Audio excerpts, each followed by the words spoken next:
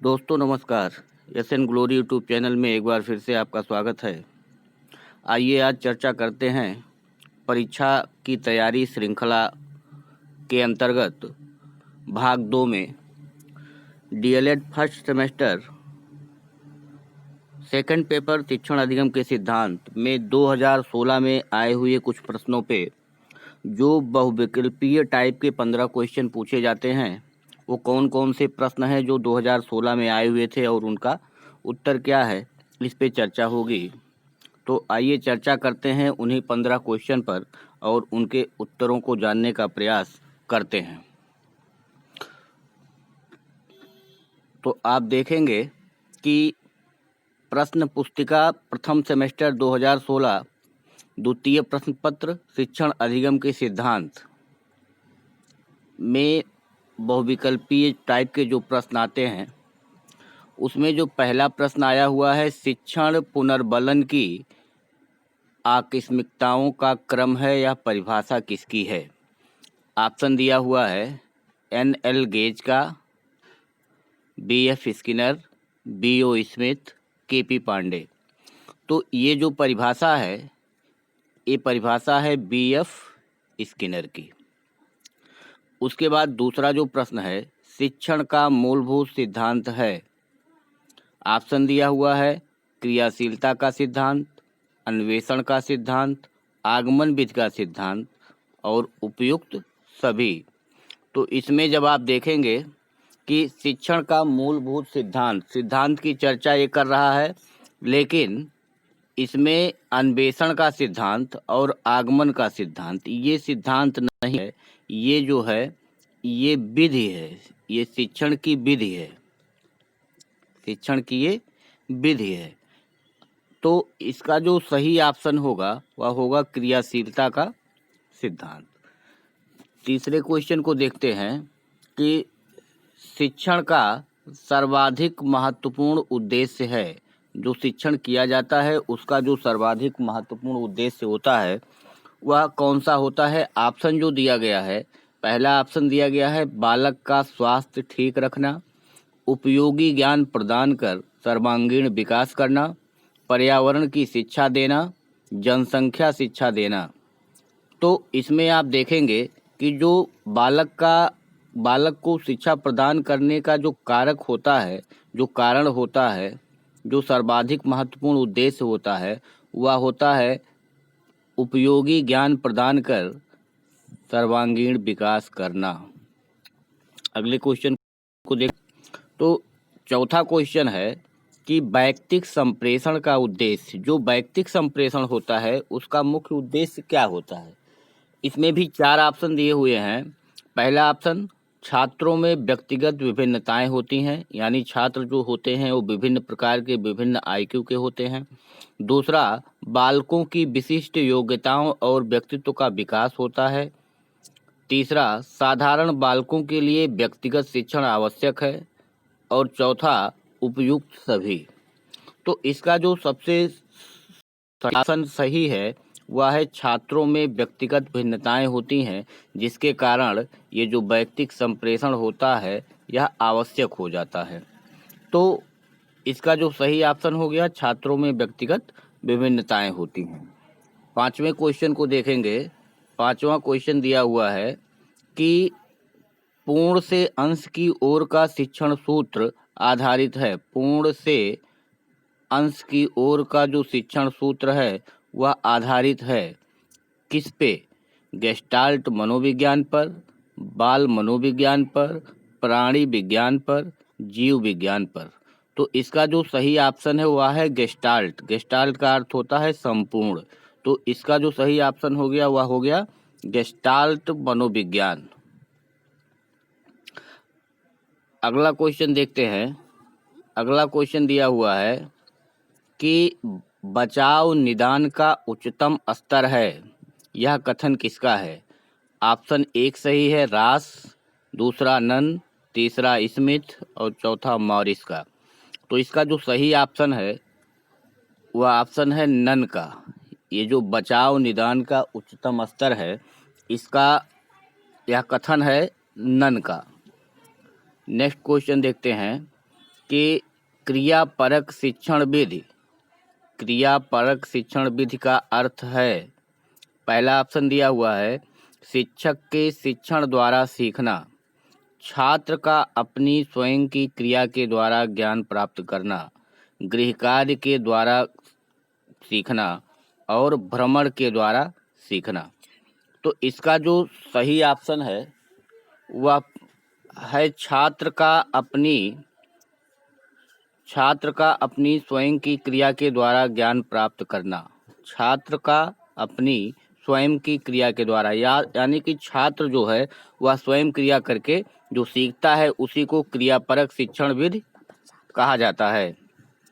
उसके बाद अगला देखेंगे 8वां क्वेश्चन, प्रस्तावना कौशल का प्रमुख घटक है। पहला ऑप्शन दिया हुआ है प्रश्नों की संरचना, दूसरा ऑप्शन लेखन की स्पष्टता, तीसरा उचित श्रृंखलाबद्धता और चौथा कथनों में तारतम्यता। तो इसका जो ऑप्शन सही है वह है कथनों की में तारतम्यता, कथनों में तारतम्यता इसका सही ऑप्शन है। 9वां क्वेश्चन देखेंगे तो 9वें क्वेश्चन में दिया हुआ है कहानी कहने में क्रमबद्ध घटनाओं के वर्णन पर ध्यान रखा जाता है। कहानी कहने में क्रमबद्ध घटनाओं के वर्णन पर ध्यान रखा जाता है, यह किस प्रकार की शिक्षण प्रविधि है। 4 ऑप्शन दिए हुए हैं। पहला ऑप्शन है प्रश्नोत्तर प्रविधि, वर्णन प्रविधि, विवरण प्रविधि और व्याख्यान प्रविधि। तो इसका जो सही ऑप्शन होगा वह होगा विवरण प्रविधि। विवरण प्रविधि में घटनाओं का क्रमबद्ध वर्णन किया जाता है, इसलिए इसका जो ऑप्शन सही होगा वह होगा विवरण प्रविधि।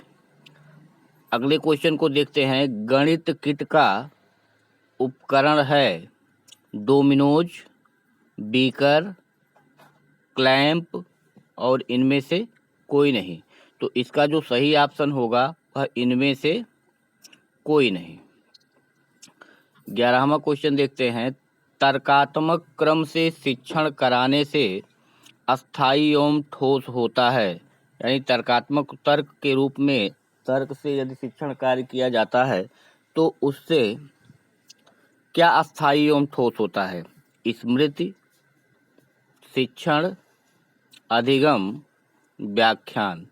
तो तर्कात्मक क्रम से जब शिक्षण करने से या कराने से जो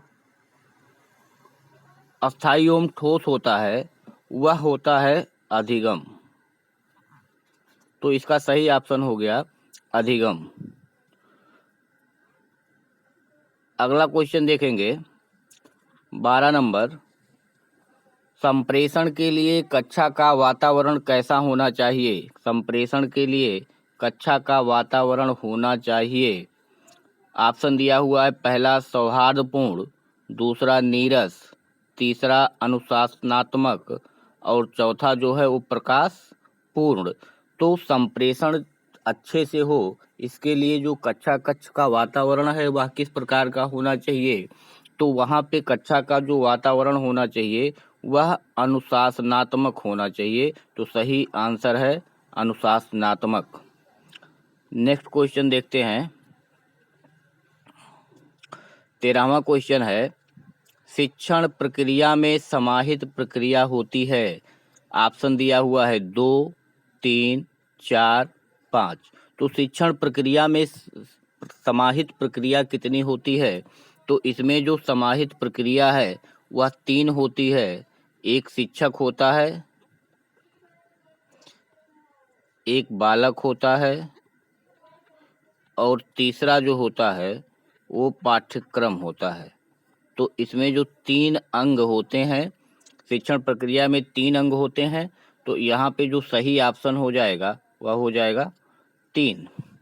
नेक्स्ट क्वेश्चन देखते हैं कि बच्चों से कदम ताल कराना, हाथ ऊपर नीचे कराना तथा दाएं बाएं मुड़ने के लिए कहना, ये गतिविधियां हैं। तो ये गतिविधियां किस प्रकार की हैं। ऑप्शन दिया हुआ है पहला शारीरिक गतिविधि, दूसरा मानसिक गतिविधि, तीसरा शारीरिक व मानसिक दोनों गतिविधि, और चौथा ऑप्शन दिया हुआ है ना तो शारीरिक और ना ही मानसिक गतिविधि। तो बच्चों से कदम ताल कराना, हाथ ऊपर नीचे कराना, दाएं बाएं मुड़ने के लिए कहना, इसमें शारीरिक गतिविधि भी होती है और मानसिक गतिविधि। जब तक वह दिमाग से समझ नहीं पाएगा कि हमको दाएं मुड़ने के लिए कहा जा रहा है कि बाएं मुड़ने के लिए कहा जा रहा है, हाथ ऊपर नीचे करने के लिए क्या कहा जा रहा है, हाथ ऊपर करने के लिए कहा जा रहा है कि हाथ ऊपर नीचे करने के लिए कहा जा रहा है, तब तक वह बच्चा अब शारीरिक गतिविधि नहीं करेगा। तो निश्चित रूप से इसमें जो है जो सही ऑप्शन होगा वह शारीरिक और मानसिक दोनों प्रकार की गतिविधि वह करता है। नेक्स्ट और लास्ट क्वेश्चन देखते हैं। उपचारात्मक शिक्षण का प्रमुख कार्य है। उपचारात्मक शिक्षण का प्रमुख कार्य है। तो उपचारात्मक शिक्षण जो होता है वह निदानात्मक शिक्षण के बाद होता है। निदानात्मक शिक्षण में कमियों का पता लगा करके शिक्षण किया जाता है। तो जो शिक्षण किया जाता है कमियों का पता लगा करके, उसी शिक्षण को कहा जाता है उपचारात्मक शिक्षण। तो उपचारात्मक शिक्षण जो होता है वह उसका प्रमुख कार्य क्या है? 4 ऑप्शन दिए हुए हैं। पहला है लेख में सुधार करना, दोषपूर्ण अध्ययन एवं अध्यापन के प्रभाव को दूर करना, सुलेख पर बल देना और गृह कार्य देना। तो इसका जो सही ऑप्शन होगा वह होगा दोषपूर्ण अध्ययन एवं अध्यापन के प्रभाव को दूर करना। तो ये 2016 में पूछे गए 15 बहुविकल्पीय टाइप के प्रश्नों के आंसर थे। अब परीक्षा की तैयारी श्रृंखला 3 में जो 2017 में पूछे गए प्रश्न हैं उसको लेकर के हम आएंगे। धन्यवाद।